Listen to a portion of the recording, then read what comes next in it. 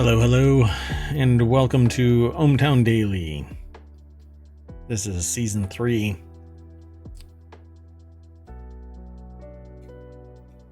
I'm doing it live. Episode 32.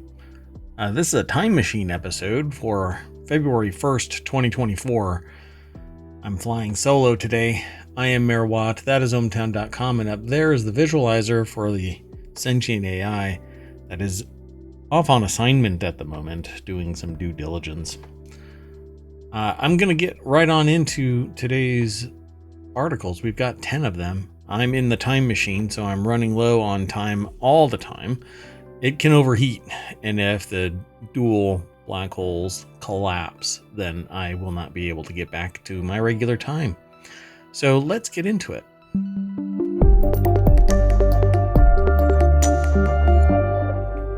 Hello again, I am Mayor Watt.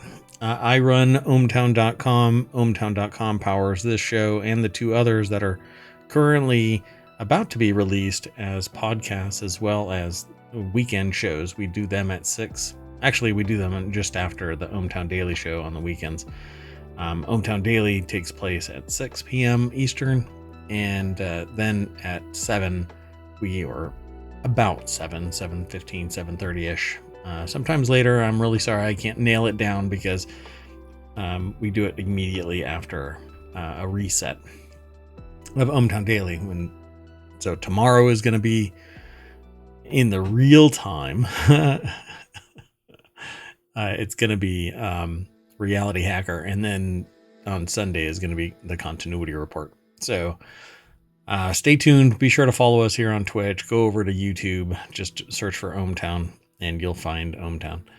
And there's also the podcast. Again, those two other podcasts are about to launch. So it's going to be ohmTown, which encompasses the daily news show.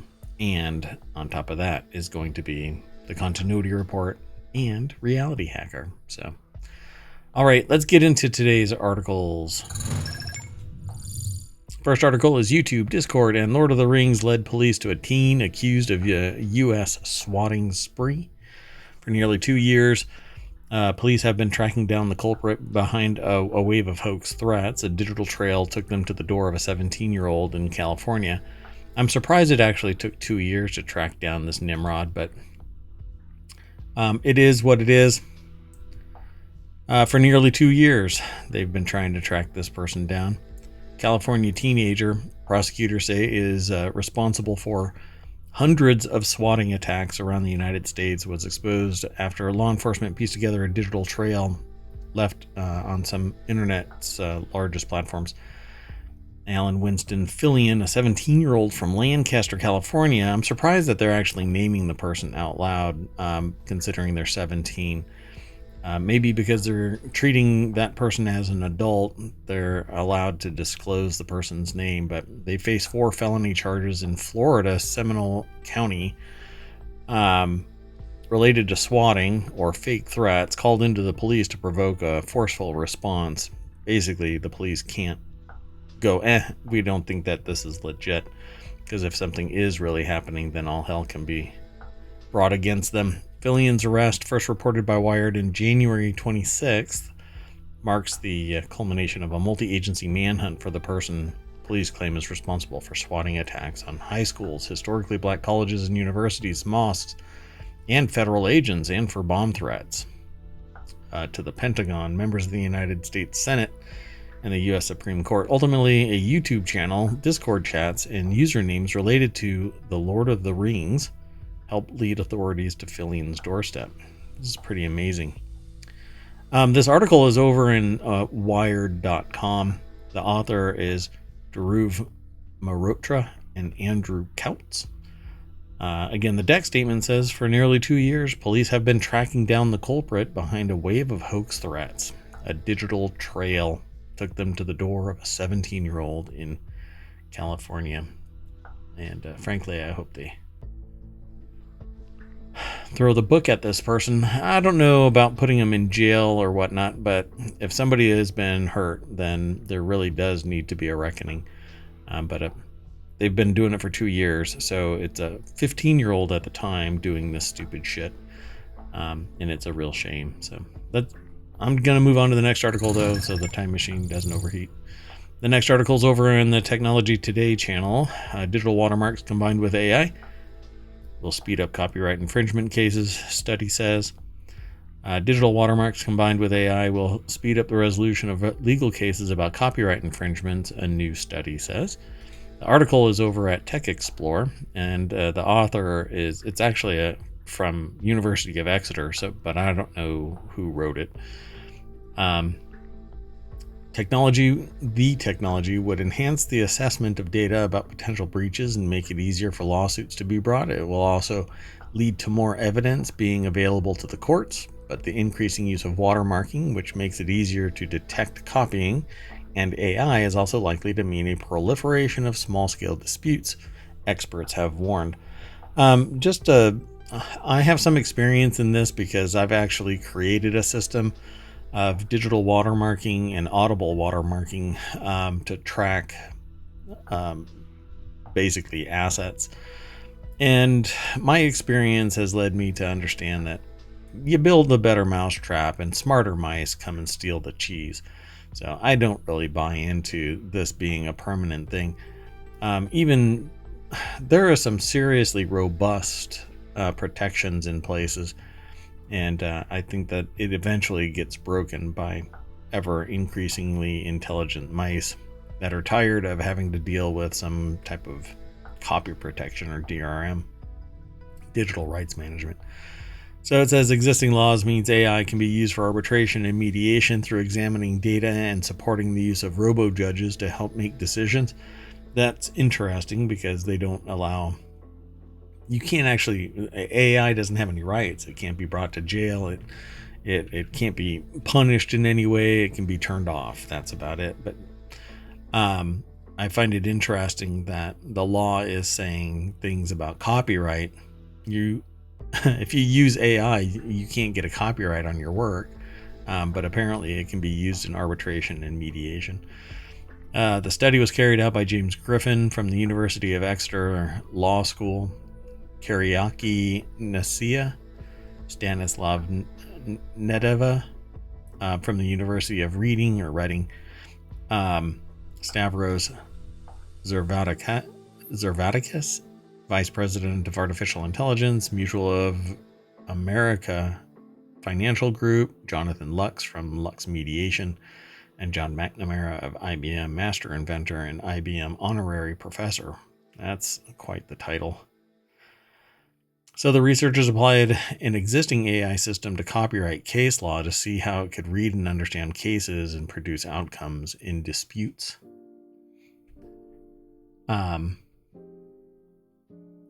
Concerning 3D printing, and they found that more complex watermarks will lead to faster and more accurate resolutions. So I'm surprised how they're going to get anything involving 3D. I'm not quite sure of the exact context of this because they say at the moment digital fingerprint watermarks are used within digital services such as YouTube. It's possible to use such watermarks on traditional physical media and within newer technologies such as 3D printing. So it says this provides evidence about infringements in more detail than ever before. All right. AI can assist arbitrators with their case and process management, the gathering and analysis of facts, as well as with their decision making by providing prediction models. I don't really like the idea of prediction models, but I've actually got some experience with that as well because I was working on my own model to see if I could predict cases, and it never came to fruition because you had to have privileged information, and I was never at that level. But my assessment of the theory was that if I have enough information from discovery before we go to trial, I could predict the case. And I never got to actually test it, but I find it pretty interesting that this paper or this article references a paper that actually speaks to what I was talking about back 20 plus years ago. that AI can assist arbitrators in their case and process management. Essentially looking at all of the facts and saying, you've got a 10% chance of winning this case historically. There's always going to be somebody that says, well, I can win the game, but guess again, you never really know what the outcome is of a particularly jury trial, let alone a bench trial. The existing legal regime for dispute resolution for such disputes calls for alternative dispute resolution or ADR methods, be it arbitration or mediation. It is within the existing framework that AI systems can fit or offer bespoke ADR. I really don't want it. I want a human. I really do. Ultimately, I want a human deciding,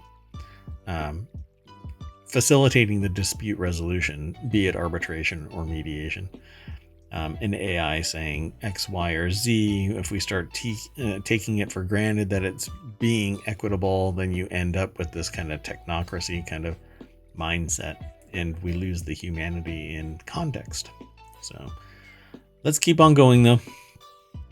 Our next article is over in the Mobile Channel. More than 500 journalists laid off in January alone.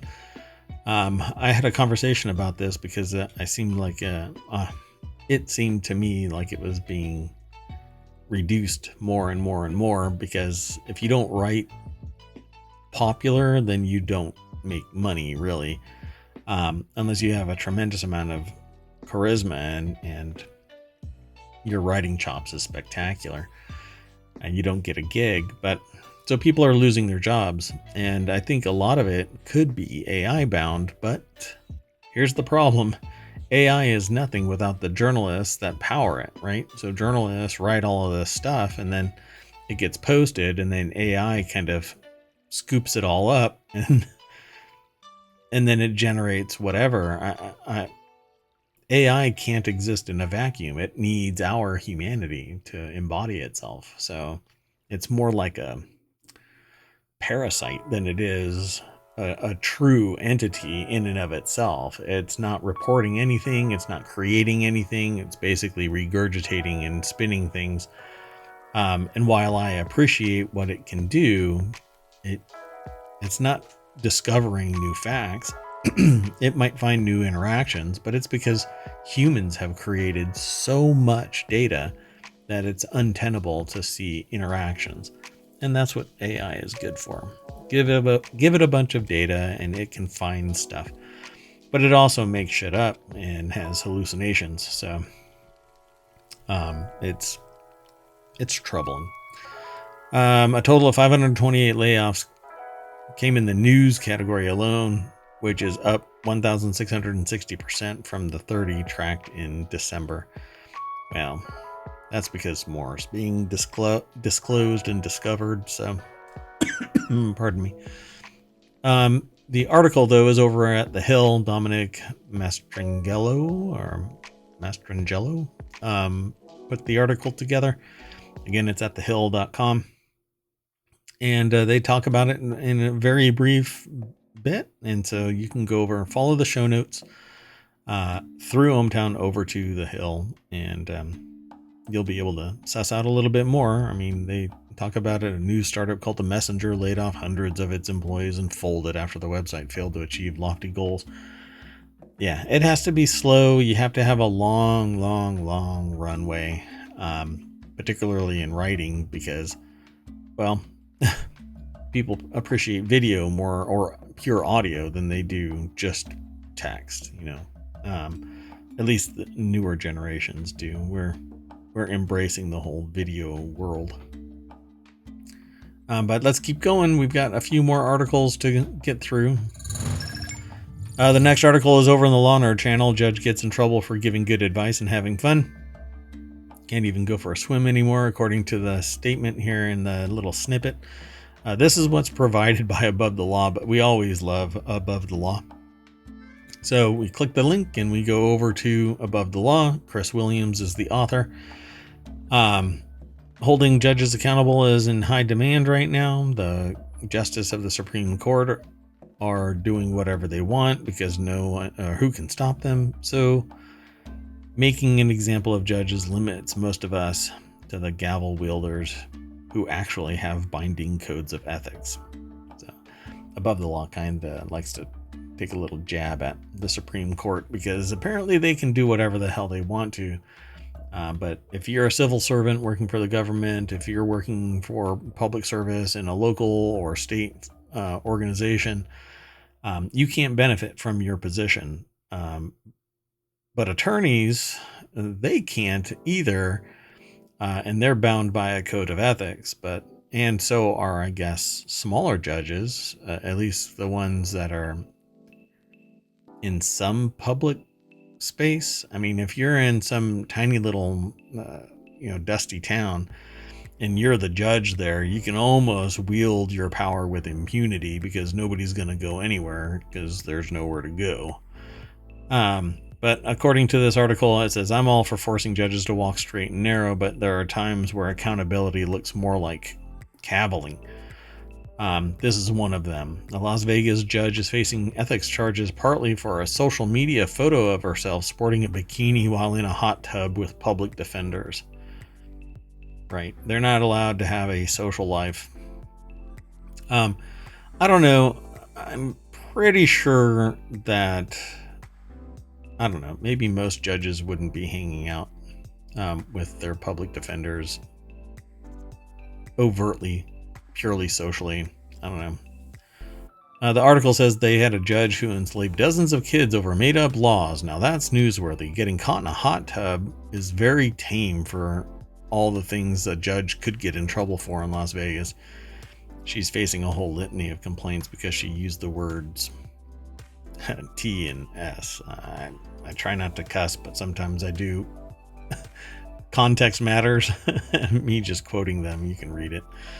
So they say its misconduct complaint alleges that both posts violate ethics rules requiring judges to act in a way that promotes public confidence in the judiciary, requiring them to comply with the law, including the Judicial Ethics Code, and providing that judges participating in extracurricular activities should not act in a way that appears to undermine their independence and integrity.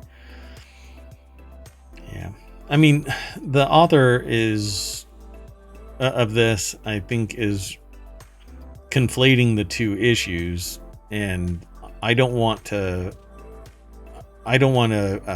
lower the bar for a judge because somebody else is horrible. So let's just say that the two don't even align close. And getting in trouble for this, I don't think really should be where this goes.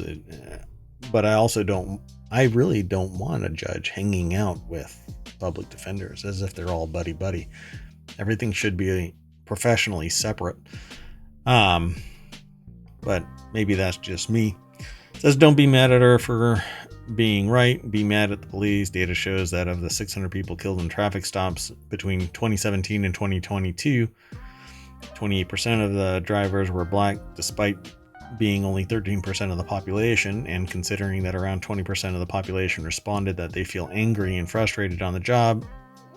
The author says that they wouldn't take the risk of unnecessarily talking to a gun and a badge on what could be one of their bad days. They throw this into this article, and frankly, again, it's amplifying or conflating, inflaming what is really going on here. And so they merge a bunch of these other issues, and I think that they should be separate. This article should be focusing on this judge's perceived accountability for wearing a bikini and hanging out with public defenders. Yeah, I think it's kind of stupid that somebody would get in trouble for that. But I also think that, like I said earlier, the judge shouldn't be hanging out with public defenders. Let's keep going. The next article is over in the mobile channel. Snap recalls all of its selfie drones due to fears that they'll become flying fireballs. A couple of years ago, Snap, the company behind Snapchat, decided that the selfie production pipeline needed to be improved upon. Bathroom mirrors and selfie sticks were not cutting it. No. Snap decided that the next evolution of the art of taking pictures of yourself would involve a flying robot. So apparently this is it. Lucas Ropek over at gizmodo.com put the article together. The deck statement says, Snap is urging the people who bought the Pixie to immediately stop using it and remove the battery and stop charging it. So apparently it's going to swell and blow up or something. So it launched Pixie, a tiny yellow drone designed to follow you around and take cute candids of you while you did stuff. Retailed for upwards of $250, did not do well. Snap halted development. Well, apparently the drone might fail, catch fire, injure you, and you don't want to be around a fireball. So Snap has received 4 reports of the battery overheating and bulging, resulting in 1 minor battery fire and 1 minor injury. What the heck? Oh wow, sorry. my audio actually has a voice in it. So The Verge reports that the drone should be returned without the batteries, which you'll need to dispose of safely. You can kick off the return process by sharing the drone serial number with the company via an online form. So be sure to get rid of your Snap Pixie hover drone. Otherwise, it might kill you. No, it might catch on fire. The next article is over in Technology Today. Yes, fried rice syndrome is a thing. How to stay safe without giving up rice. According to CNET, for once, social media isn't lying to you. Leftover rice can really make you sick. Here's what to know. So Nina Raymont is the author of this. The deck statement says what I just got done saying. For once, social media isn't lying to you. So generally speaking, preparing meals ahead of time is a great way to save time and blah, blah, blah. Grain-based foods can harbor dangerous bacteria, and you might be surprised that one of the biggest culprits is cooked rice. By tossing that 3-day-old rice instead of sparing it, you could be saving yourself some stomach trouble. Here's why you may want to avoid preparing large servings of rice for the week ahead and how you can properly store and prepare rice to prevent possible food poisoning. So why is it a risk of food poisoning? Bacillus cereus, a bacterium that can cause gastrointestinal illness like vomiting and diarrhea. Food danger zone of between 40 and 140 degrees Fahrenheit, so pretty much everywhere. The bacteria begins to quickly reproduce. There are about 63,400 cases of food poisoning from Bacillus cereus every year in the United States. So, what's the proper way? You should put your leftover rice in the refrigerator soon after you're done cooking it, storing it, ideally within 1 hour. And limit the amount of time your leftover rice is in the refrigerator. So that's basically what they want you to do. The best way to heat rice is to microwave it or on a stovetop, steaming it until it reaches an internal temperature of 165 degrees Fahrenheit. I'm not sure what it is in C. Dun, dun, dun. So there you go. It's a CNET article. Again, all of this will be in the show notes, and you'll be able to follow the link through ohmTown to the source data. Real easy. Okay. The next article is over in ohmTown Daily. 23andMe's share price keeps falling in the wake of hacks and losses. 23andMe stock is down 95%. This is as of February 1st. Cutting its value from $6 billion to $345 million. The genetic testing company is facing financial and strategic challenges and was hacked last year. The startup's backers, including Sequoia Capital, have taken big hits to their investments.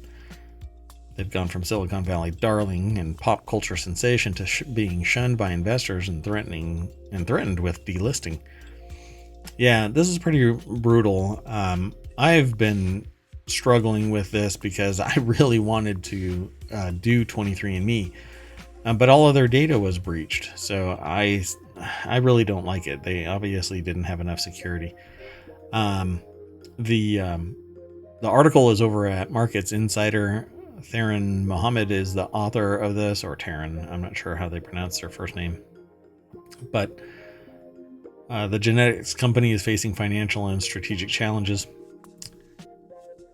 Let's see if they say anything really interesting in the article. Its cash reserves also shrunk by a third to 256 million between March and September of last year. Plus these breaches. It doesn't have a really good reputation right now with the public because of these breaches. Essentially, everybody in their DNA databank was taken. I mean, their data, the PII, not just the genetic stuff, but the personally identifiable stuff. If DNA stuff was taken and it was just not connected to a human being, that would be fine, mostly. But all of that leads to people, and there is actually data that connects that raw DNA data to people. It was quite disconcerting to hear how many. So CEO has tried to slow the cash burn by making layoffs and selling subsidiaries, as well as revitalizing growth by pivoting to subscriptions and offering a wider range of healthcare services. Yet the company had only 640,000 subscribers as of March last year, less than half of what it expected at that point.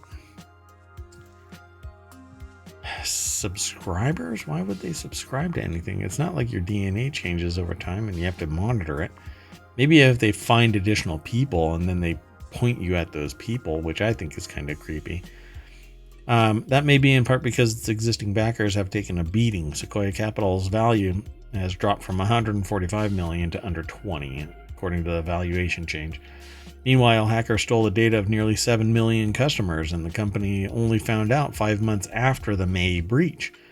Between 23andMe's growing pains, financial challenges, and bad press, yeah, the company's taking a beating. So there's more over there at the Markets Insider link.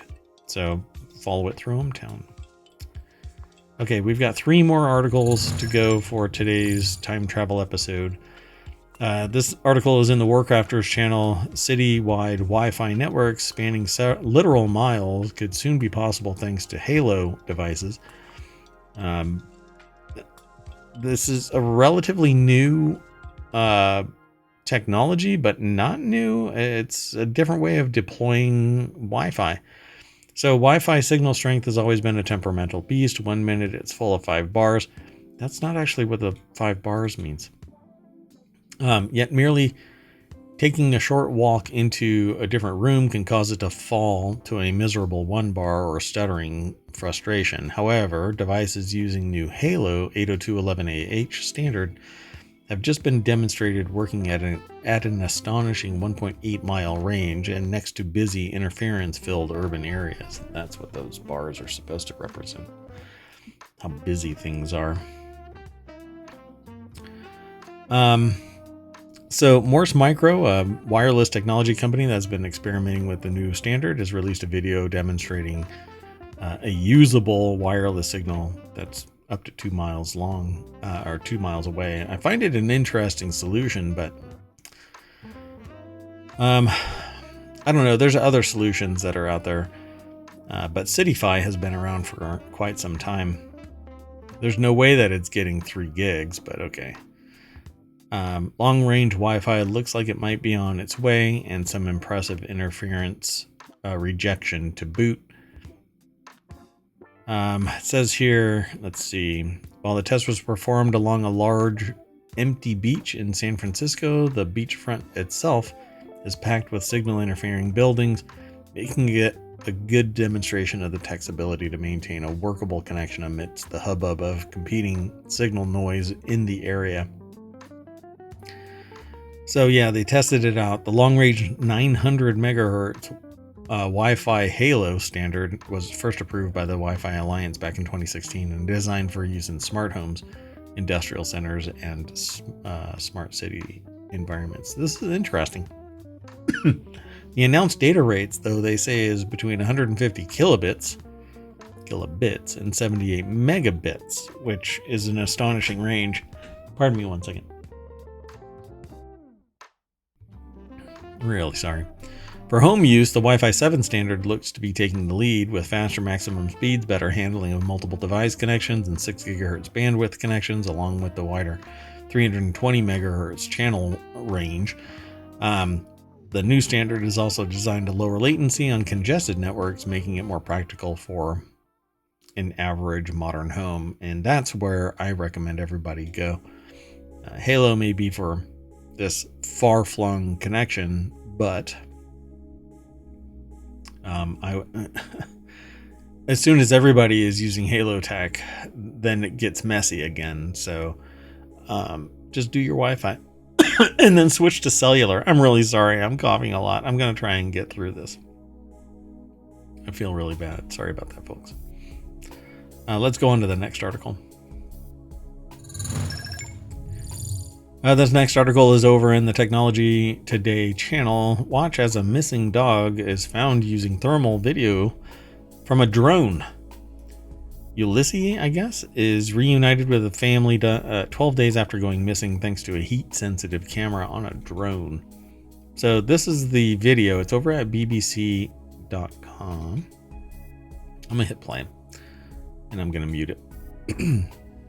So they used a drone that had what amounts to FLIR or forward-looking. It's a thermal camera. And the little dog, well, it's not a little dog, it's a grown dog, was just hiding in some bushes, but they had been looking for it. A missing dog was reunited with his family 12 days after going missing. Appeared as a bright white blob in the video, which was shot by charity Drone to Home. He was tracked down to a hedge, having gone missing on a walk.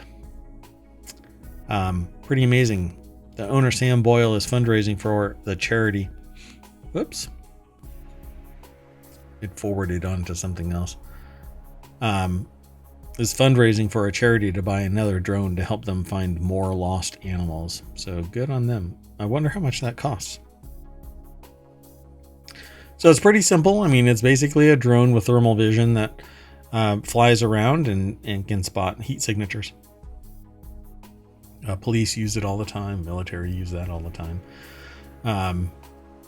Search and rescue use that. But this is the first for me, at least, in terms of somebody using it to recover a lost pet. Pretty cool, though, nonetheless. Okay, one last article for today. The next article is over in the Law Nerd channel. Lawyers still haven't learned ChatGPT just isn't for them. It isn't meant for legal research. It isn't meant for legal research. It also isn't meant for academic research. But if you follow this link, you'll get taken over to Above the Law, where Catherine Rubino wrote the article. And I can summarize beyond this. Essentially, ChatGPT just spits out a bunch of garbage. You don't know what it's going to spit out, and if you're going to use it academically or legally, you're going to have to cite sources. And the legal system doesn't take kindly, even a little bit, to fraudulent claims. You can lose your license. You can be brought before an ethics board. You may even be criminally charged because it's negligence. At some point, it goes from just being an oops to being criminally stupid. So it says, when are lawyers going to learn? You cannot use the commercially available generative AI tools to do legal research. That's not what they're designed to do. And if you try, then the algorithm is likely to hallucinate fake cases. That's what's happened in the past. So the second court has referred attorney J.S. Lee to a grievance panel for citing a fake case made up by ChatGPT in a complaint and never checking to see if the case spit out by the AI was real. And so Law360 is apparently the source, but AboveTheLaw.com kind of summarizes it, puts a quote in here from whatever was in the Law360 case. Consequently, the author of the paperwork in the lawsuit says that they utilize ChatGPT service for which they are subscribed and a paying member for assistance in case identification. But that is not right. This is wholly wrong-headed. You don't subscribe to ChatGPT and then announce that you're a subscribed and paying member for assistance in case identification. That's not what it's there for. It has no legal understanding. It's just grabbing context and spitting out bullshit. So ChatGPT was previously provided reliable information such as locating services or sources for finding an antique furniture key. The case mentioned above was suggested by ChatGPT. They wish to clarify that they did not cite any specific reasoning or decision from this case. So basically, all of this is hallucination, and apparently so is this attorney's ability to practice law. Who knows? This just doesn't make any sense. You have to cite. If you make a claim in your legal brief and you don't have a cite, it's nothing more than, or a reference to some case, then it's nothing more than opinion, and that's not what is going to be found in your favor in a lawsuit. So the brief presents a false statement of law to this court, and it appears that Attorney Lee made no inquiry, much less the reasonable inquiry required by Rule 11. So, violation of the ethics could cost them their ability to practice law. So everybody out there, stop using ChatGPT, particularly in academia, particularly in law. So in academia, if you don't cite your sources, it's plagiarism and you'll get punted from the institution. So just don't be dumb. And if you have to spend all these hours doing your review, then you might as well write the damn paper. And although you can do fundamental research and then look back in the literature to find sources that support your fundamental research, usually you also find counter prevailing information, and then your experiment has kind of gone wonky. You include it in your notes and whatnot, but it could disprove you because you actually didn't do adequate literature review before you did your fundamental research. But in all of these cases, it always comes down to look at your source material, reference source material that's reliable and factual, and you won't end up in trouble. So anyway, that's it for today. This is February 1st, 2024, Season 3, Episode 32 of ohmTown Daily News. I am Merwat. That is ohmTown.com, and the AI is off on assignment. So thank you very much for coming. We always go back to the front page of ohmTown, essentially Main Street, and you can check out more and more over there. Just sign up.